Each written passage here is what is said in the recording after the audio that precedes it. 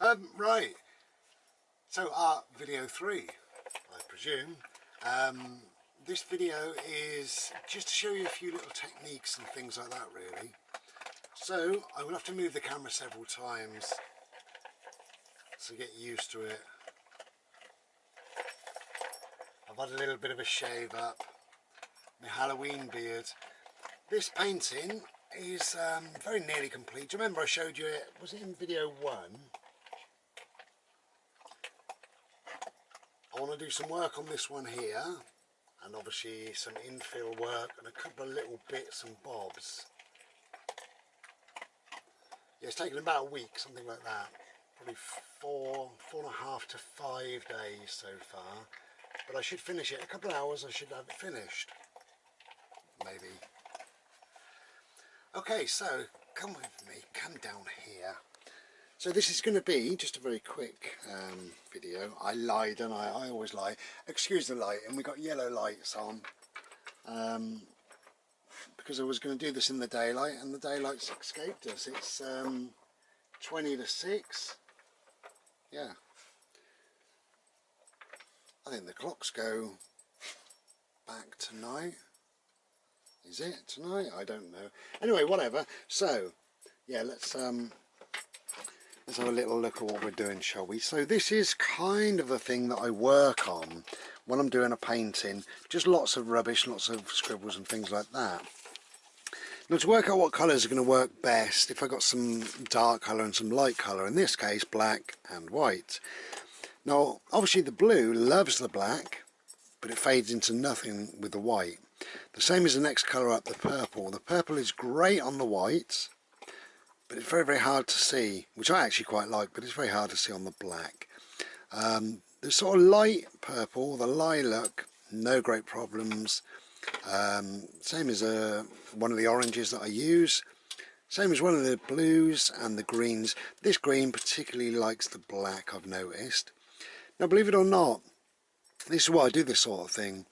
This orange here, there are 6 dots of orange, and it's all from the same pot at the same time. So that is why I have a look and see what works and what might work, what doesn't work. And you just see I'm just working out some kind of designs, just playing, messing around, things like that. Okay, I like purple, obviously. So yeah, it's just me messing around, seeing what works, what doesn't work, what I fancy doing, what I don't fancy doing, etc, etc. Okay, now the smallest white dot that runs through the black dots there, let's have a, there you go, can you see that now? That's just a happy accident, it just worked. Often I just obliterate the black dot totally. Okay, so that's yeah, that's kind of the thing that I work on really, just get some ideas and bits and bobs like that. So I was all about using paintbrushes, etc. So this is an old paintbrush that I decided to chop down. It's one that I've used again and again and again. I really like to use this.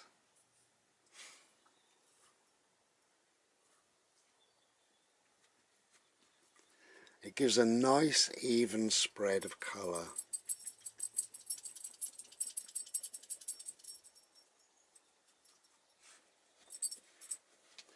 Okay, so that's pretty cool. Let's go straight into the orange because I'm just going to mess around and throw these colours away anyway. That's quite a cool effect there.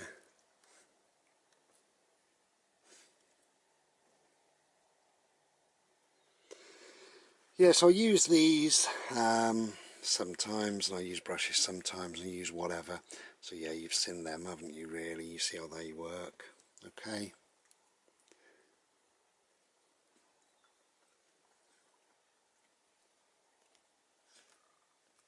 What I like about this one is it does keep going and going, for quite some time. 1, 2, 3, 4, 5, 6, 7, yeah, about 6, something like that. I'm just going to throw that in there and wash all these at the end, really. Now, obviously, what I prefer to use is just ordinary, just ordinary brushes. I'm picking up the wrong things, really, like these. So let's go for the biggest one. Let's go into the dark. Okay, so we've got a bit of blue going on here. There we go. So let's have a go. Okay, we got. Okay, now see the nice even dots. When I say even dots, a similar sort of size is going on there. And you can double dot, treble dot, you can do whatever you want to. More pressure, the bigger the dot. Okay, so if we put a bit of a pressure on there, we get a bigger dot. It's not quite round. This brush is very dry. I normally wet the brush first. There we go, we're starting to get there now. Okay, so you get the idea with that, really. So I'm going to do this very quickly. It would be much nicer if I was to do a painting. So yeah, you can do nice big dots, or you can do tiny little dots. All depends on the pressure.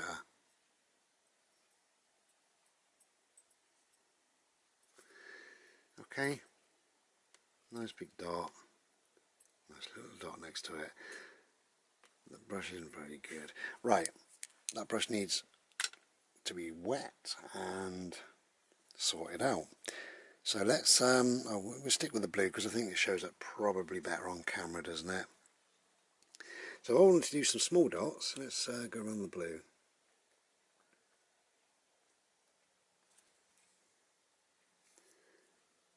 Okay. Yeah, that's a nice one. Lovely. Just a perfect dot. Perfect dot. Perfect dot. Just tiny. But again, using the same brush, just a bit more pressure, just a little bit, and we get a bigger circle. Okay.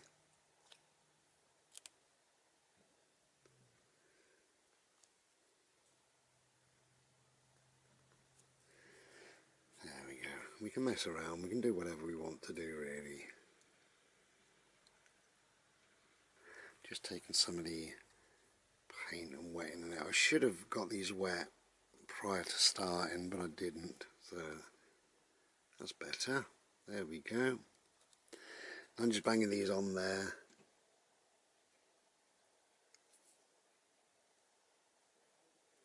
Okay, so you get the idea. Hopefully anyway, perhaps, who knows. And then lastly we use dotting tools. For a change we're going to go into the orange. So what I'm going to do, I'll show you on the black. There we go, so nice, very nearly round. And these give a nice even circle. Only been using these a couple of months. That one's slightly larger, but that's fine. See, this is what I mean. I would leave that in. I wouldn't have a problem with it. And that one's slightly larger. Again, these actually work on pressure. If I do it very, very lightly, I'm going to get a small dot. So put a bit more pressure on, I get a same dot as everybody else kind of thing. Okay, so these, 1, 2, no, they start fading off very, very quickly. It's okay if you want a quick tail, but you know, if you want to go round something, then it's no good. I prefer just 2 of these dots.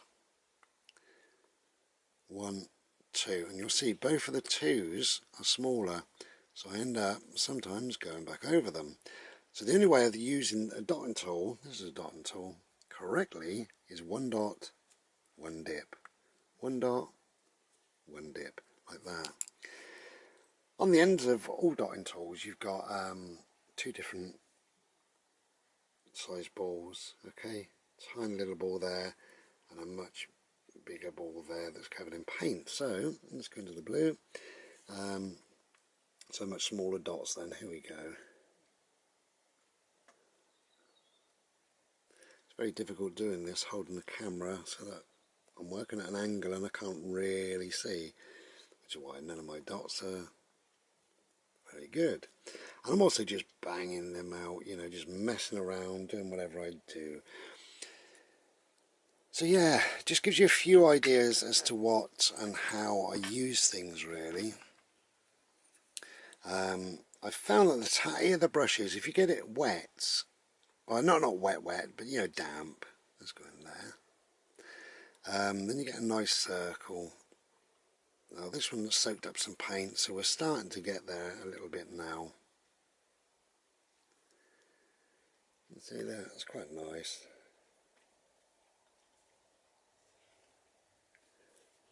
And again, that's pressure, and that is hardly any pressure. So the same brush can give you two totally different shapes. And obviously if you load it up a little bit and you just wanted small dots, this is perfectly adequate to do half a dozen dots. So a brush actually takes you much further when you're using the paint than any other dotting tool, really. There we go, just messing around. Okay.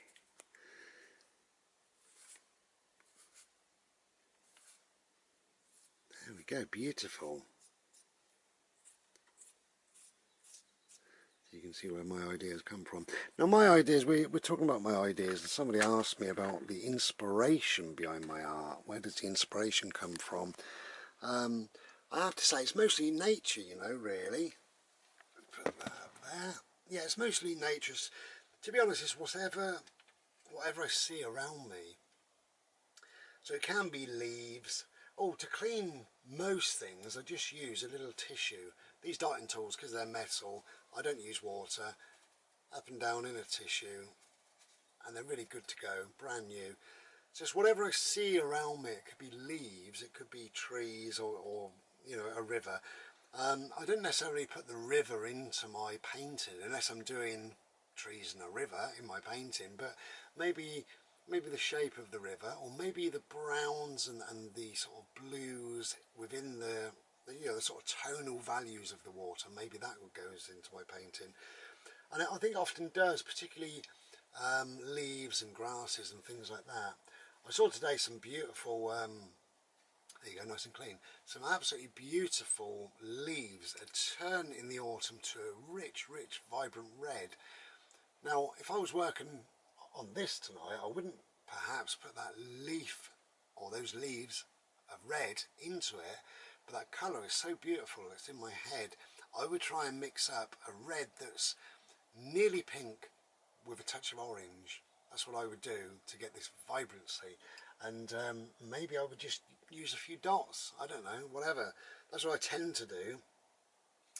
So yeah, that's where does my inspiration come from. It also comes from, you know, it's just how I feel at any one given moment. If I feel happy, I'm mostly happy. If I feel, I don't know, whatever, relaxed or whatever, just thoughts, gentle feelings, things like that can inspire me really to produce a piece of work. But on the whole, what happens is I just get these ideas of kind of what I'd like to do, what I'd like to achieve. I can see where the painting's likely to go. I start doing one of these, a lot of old scribble and stuff like that. And yeah, I kind of let it flow to a degree. You know, I've got this to work off, I've got some shapes and ideas and colours and designs, and I haven't got the end product normally, but I've got my way through, if you like. And then the painting takes on a form of its own, really, a beautiful form, and I just follow that form. The painting says to me, I feel it says, okay, give me more red. You know, let's go punchy, let's go bang, let's go zing with a neon green, you know, like that. And I just follow something, you know. I said before, it's like a meditation to me, and it really is. It honestly is like a meditation to me, every single piece of work. I do love doing my painting. I said that in video one, otherwise I wouldn't bother doing it. and yeah, I feel very, very good, very good. When I'm painting, I haven't got a care in the world. So it is like meditation. It really is. I feel better. I feel well. I feel connected to the painting and the colours and the shapes. And you know, we've been on a bimble somewhere, and now we're still on a bimble. Even though I'm painting, we're actually still on this bimble. You know, because I'm putting the colours of the bimble into the painting and things like that.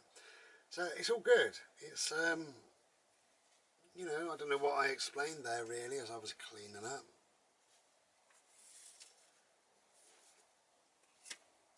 But yes, you get the idea, don't you, really, where things are going to be heading, um, to a degree.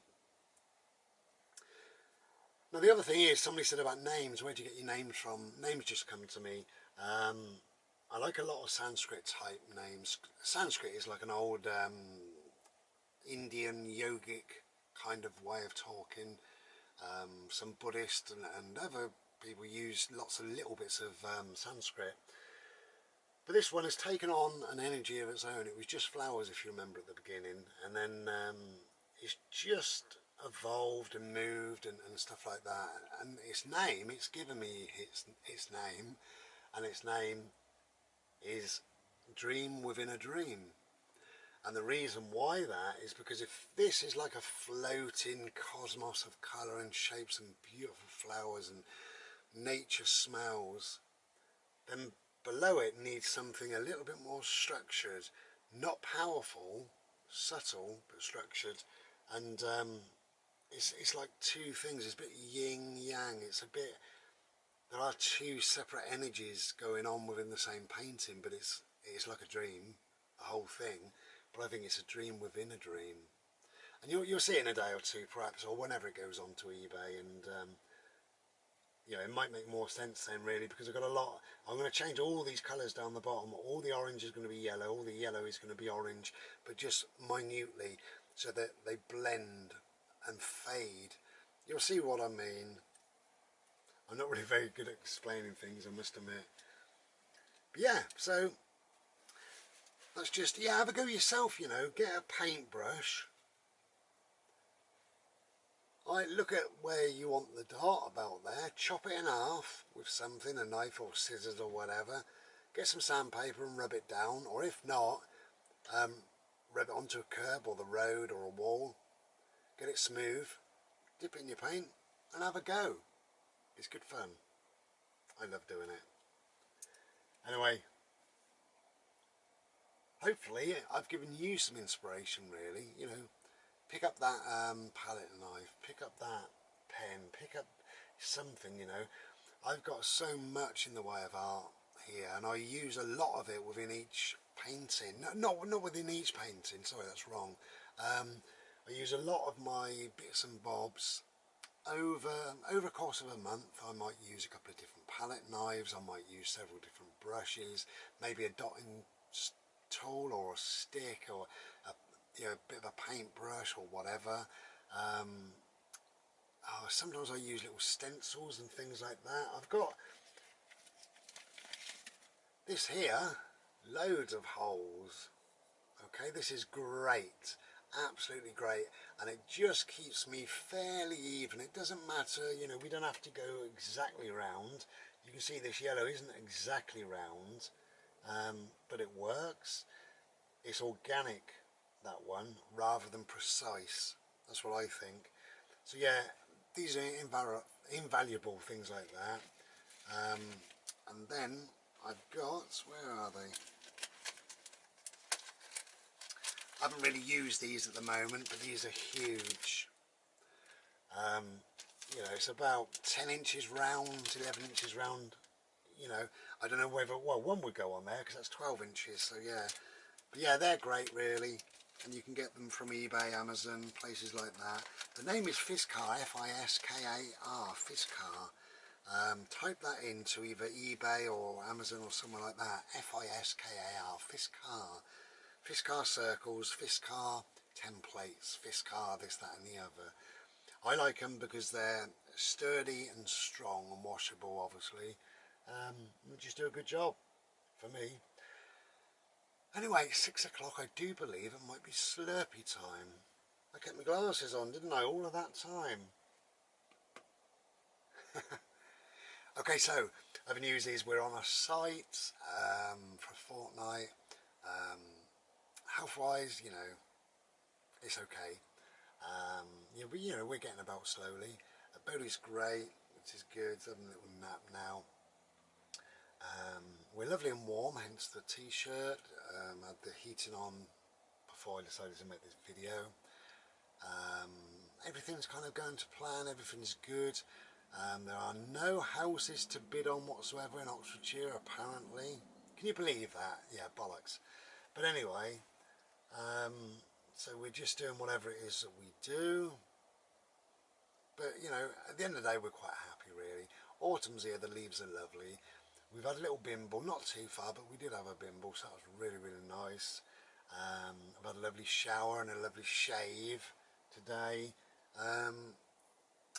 You know, just chilled out really, you know. I had a nice meal as well this evening. I did spaghetti bolognese, but I overdid it with the onions, and I cooked some bacon up and then chopped the bacon up in tiny, tiny little bits and added extra mushroom. I've got a great big lump of cheese. I got a bargain. Went to the supermarket and I got a double block of cheese for £4. They're supposed to be about £7 each. They're special, double block, £4. Cheap as chips. Well, cheap as cheese. So yeah, so we've had a big, big nosh tonight. So I feel happy, I feel content, I feel reasonably well, you know. So yeah, life is good and good gets better. Pick up a paintbrush and have a bash. Take care, be well.